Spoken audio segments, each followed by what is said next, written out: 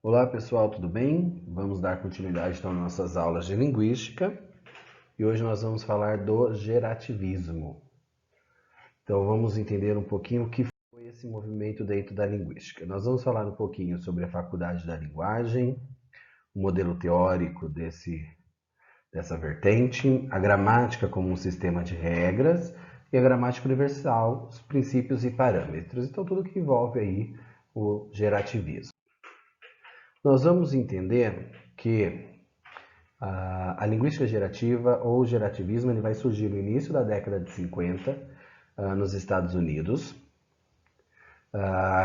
tendo como seu maior representante Noam Chomsky, com a publicação do livro dele Estruturas Sintáticas, é o que vai marcar o início desse movimento gerativista.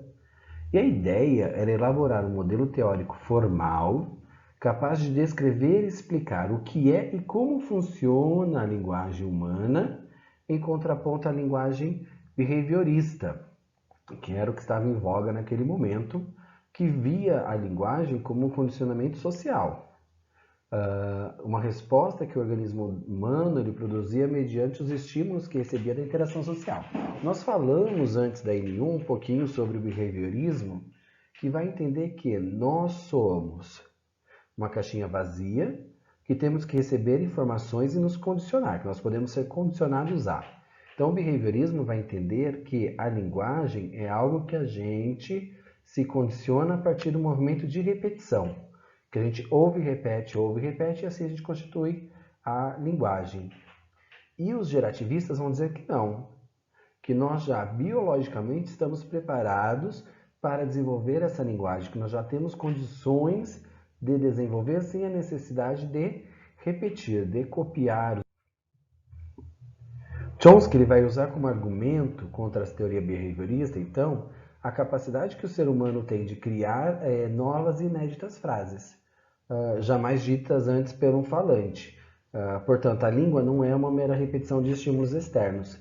Inclusive, Chomsky vai dizer que a frase que eu vou utilizar nesse momento, provavelmente pode nunca ter sido dita, ou se for dita novamente, não será igual.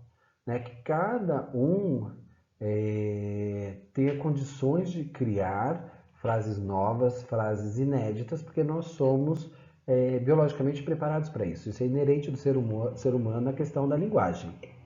Todos nós somos criadores. Inclusive, Chomsky vai dizer que a criatividade é uma característica fundamental que vai distinguir a nossa linguagem humana das outras linguagens animais. Que nós temos a capacidade de mudar, de alterar, de criar, de trazer um novo, e que os demais não. O gerativismo, portanto, ele vai se apresentar como um modelo com o objetivo de superar e de substituir o behaviorismo. E realmente isso vai acontecer. A partir do momento que esses estudos gerativistas vão sendo desenvolvidos, o behaviorismo vai sendo deixado para trás.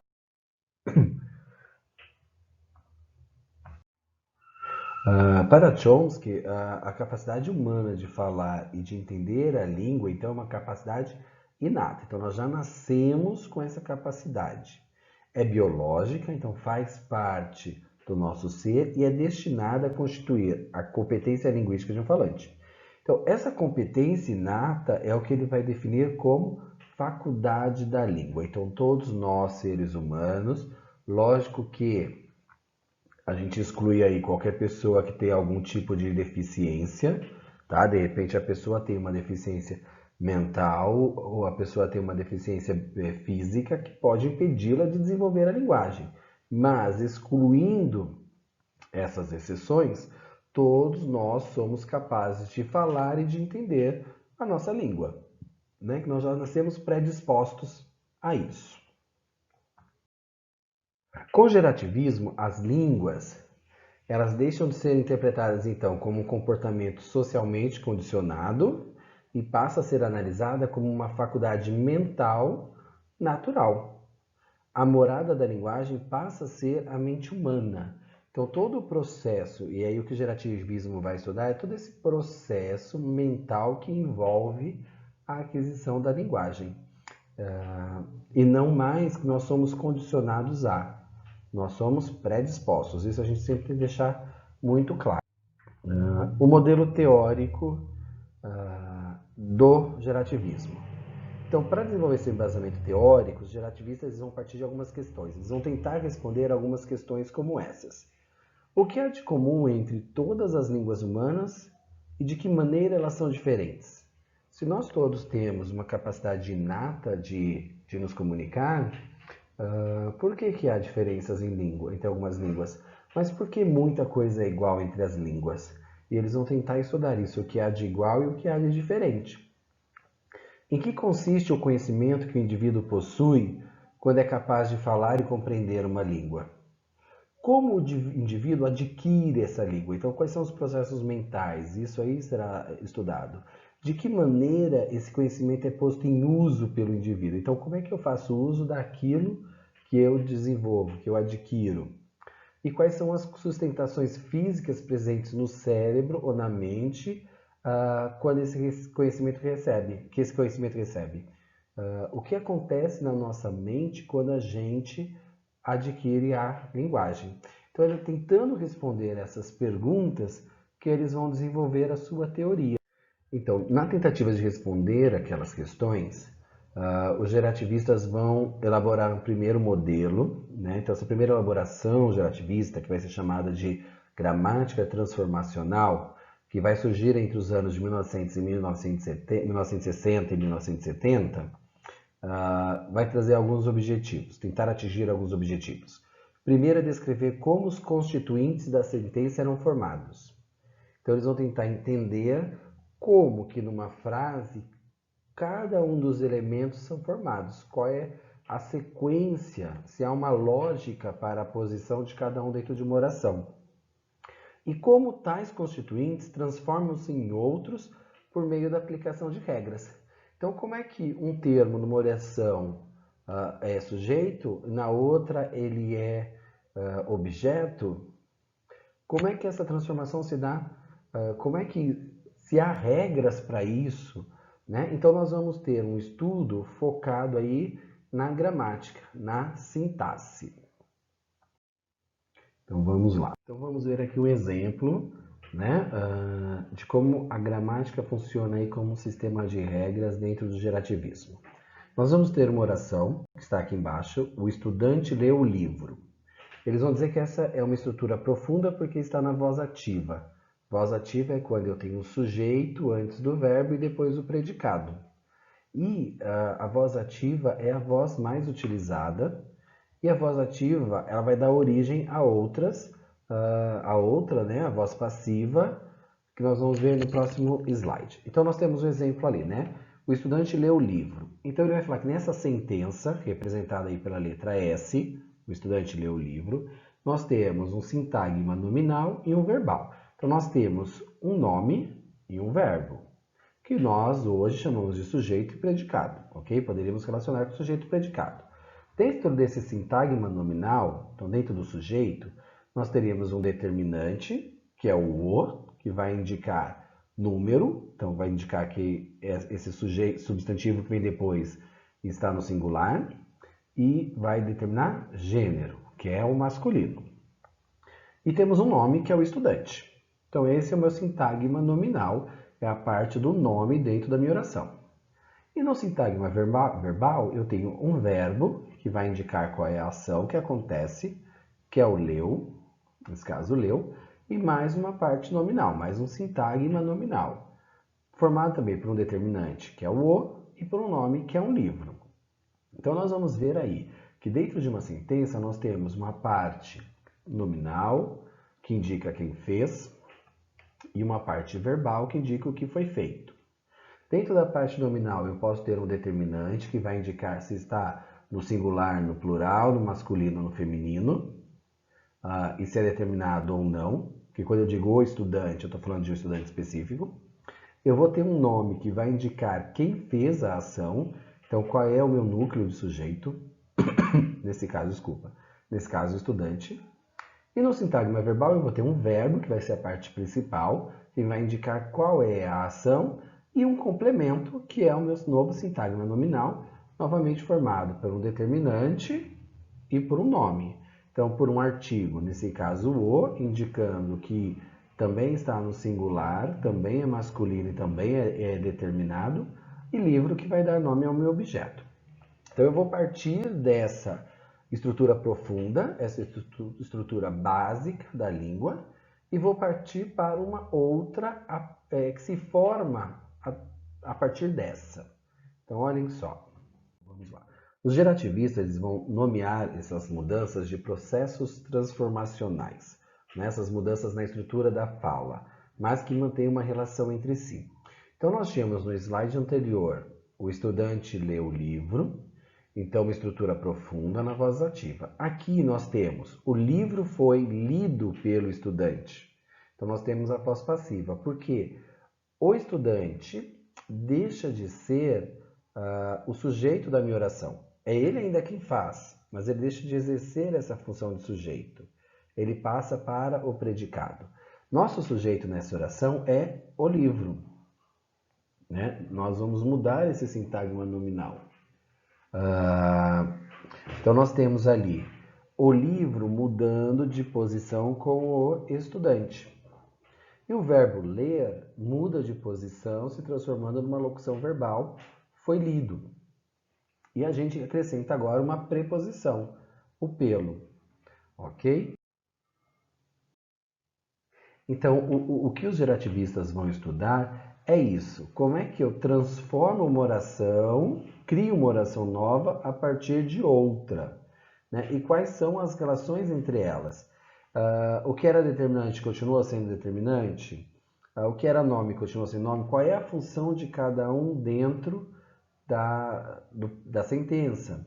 E qual é a mudança de significado que se dá? Nós vamos ver que tanto o estudante leu o livro ou o livro foi estudado pelo estudante, foi lido pelo estudante, nós temos a mesma relação de sentido, ok? Vamos ter aí é que nos anos 90, esses estudos vão passar por algumas transformações. Então, essa ideia de transformação profunda, de uma estrutura profunda para uma estrutura superficial, ela vai ser deixada de lado. Então, essa estrutura, essa ideia, ela serve como base, mas depois vai ver que o estudo tem que ser além disso.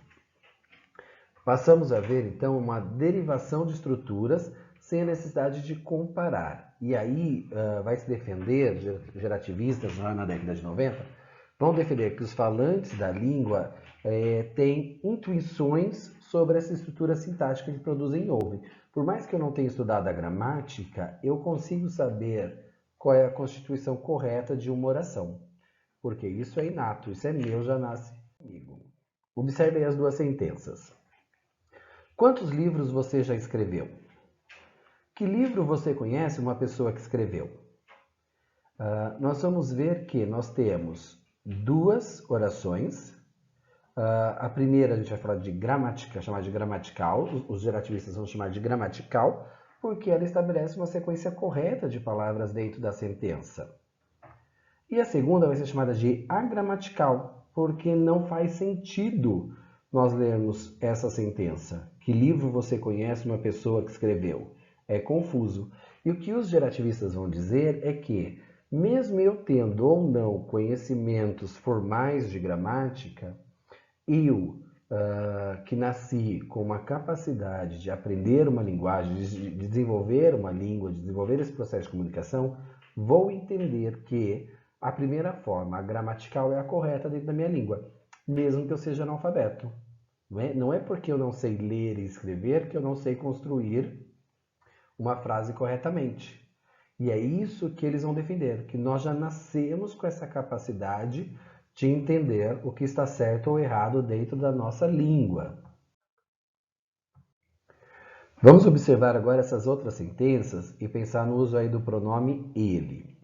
João disse que ele vai se casar. E ele disse que João vai se casar.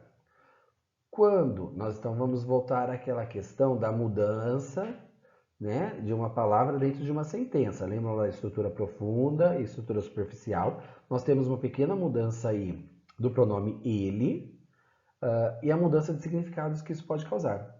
Quando eu digo que João disse que ele vai se casar, esse ele pode ser tanto João, como ele pode ser uma outra pessoa da qual João está falando.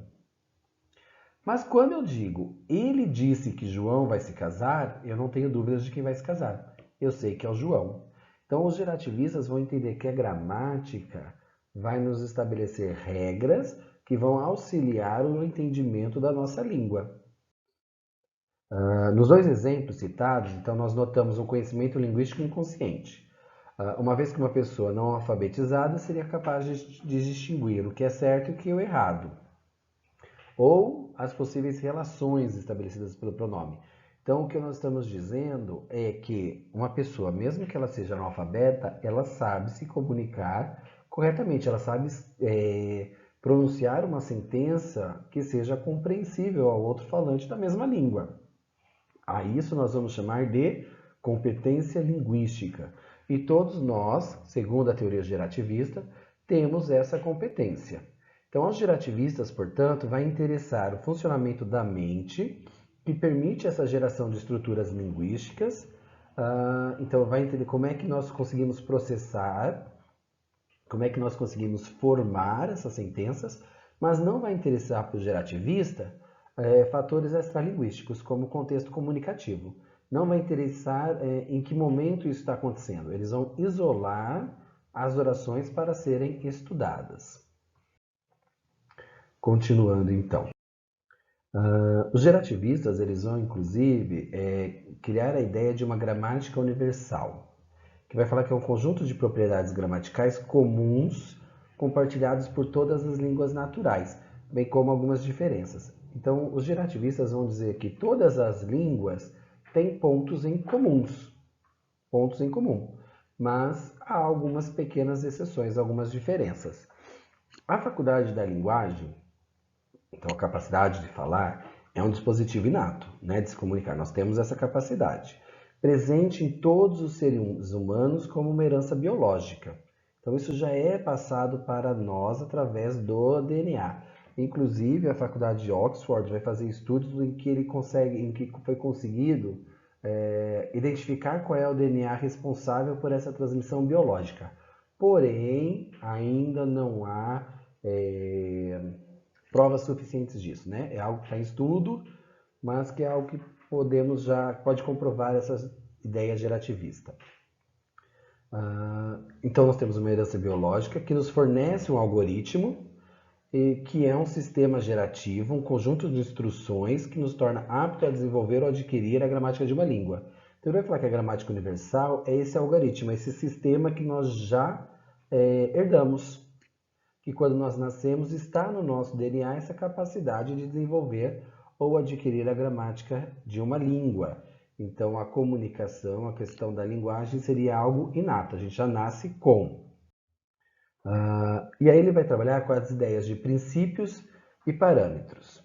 Então, o foco do estudo gerativista na gramática universal vai ser a sintaxe, vai ser a parte gramatical da língua, ok? E gramatical modular, porque ele vai separar os elementos do seu contexto. Os gerativistas vão dizer que princípio é aquilo que é válido para todas as línguas, o que é igual para todos. E parâmetros são as variações existentes. E aí eu vou trazer um exemplo para a gente falar disso, para ilustrar e ficar melhor. Um exemplo de princípio. Se nós pegarmos ali em português, João disse que vai se casar. Nós temos João como sujeito do verbo dizer. Mas qual é o sujeito do verbo ir? No caso ali o vai. Quem vai? Nós temos um sujeito nulo, né? Mesmo que eu não coloque um nome ali, eu consigo entender essa frase. Se nós temos João disse que vai se casar, eu entendo que quem vai se casar é o João. Certo? Não há a necessidade de eu colocar o João novamente na frase. Eu não preciso escrever João disse que João vai se casar.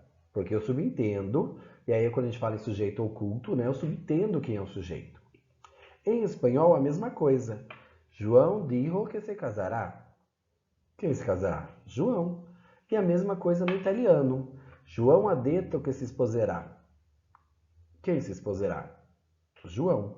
Então ele vai dizer que é um princípio Do português, do espanhol e do italiano, por exemplo, a questão do sujeito nulo ou sujeito oculto. É possível em todas essas línguas. Então, o que há de igual entre as línguas, os gerativistas vão chamar de princípio. E aí eu trago um exemplo de parâmetro, que é o que há de diferente. Então, em português, nós temos João disse que vai se casar. Em inglês, nós teríamos John said that he is going to get married.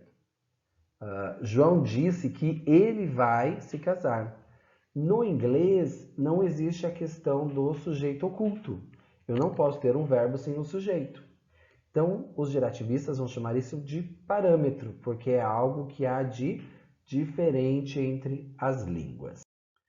E aí, para a gente finalizar, um resuminho de tudo o que nós falamos, o projeto da linguística gerativa, o gerativista, é observar comparativamente as línguas humanas. Então, é comparar uma língua com a outra, com seus milhares de fenômenos morfológicos, fonológicos, sintáticos, semânticos, toda a complexidade dessas línguas, ok? Com o objetivo de descrever o que é de igual e o que há de diferente, quais são os princípios e quais são os parâmetros que subjazem aí a competência linguística dos falantes. Para que assim possa explicar como é que é a faculdade da linguagem, como é que ela se realiza, sendo essa uma parte tão notável da capacidade mental humana, que a linguagem aí é humana. Então, o que eles vão fazer é comparar essas línguas e ver como é que elas são desenvolvidas em nossa mente, o que elas têm de igual, o que elas têm de diferente, mas não esquecer nunca que para os gerativistas nós temos essa capacidade inata, nós já nascemos com essa possibilidade e que isso é herdado no DNA, tá bom? Um abraço e até a próxima.